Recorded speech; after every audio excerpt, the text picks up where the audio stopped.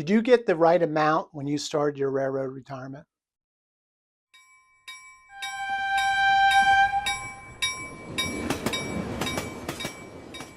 Welcome everyone to another edition of the Highball Advisors Railroad Retirement Whiteboard.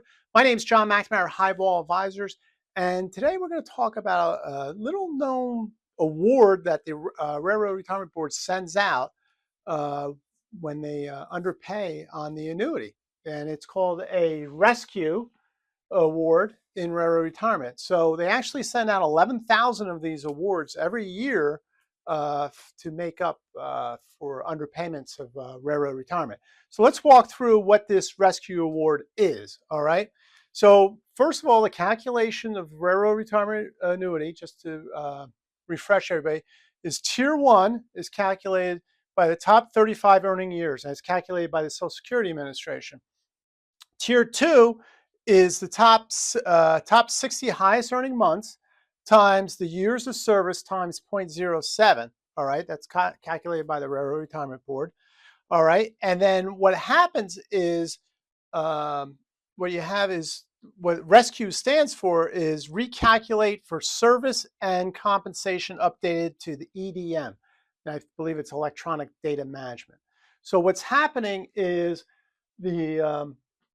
the earnings from, let's say you retired in 24 and now you start your annuity in 25, those earnings might not have been reported to the Railroad Retirement Board when you started your annuity.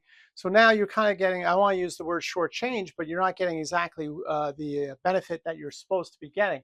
So it's the previous year earnings getting reported in the current year. So what does the Railroad Retirement Board to do with it? So with the Tier 1 portion, okay, as I was mentioned before, is calculated by the Social Security Administration.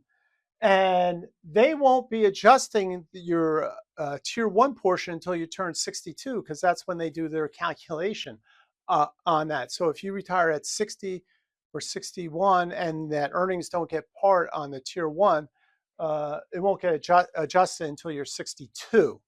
All right. Now, is it a lot of money on the Tier 1? No, it's not, because it's top 35 earning years, okay?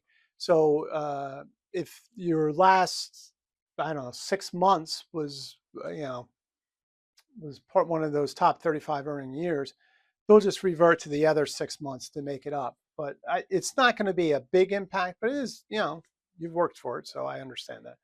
The bigger part is on the Tier 2, okay? Because as we know, on the Tier 2 formula, it's the top 60 highest earning months.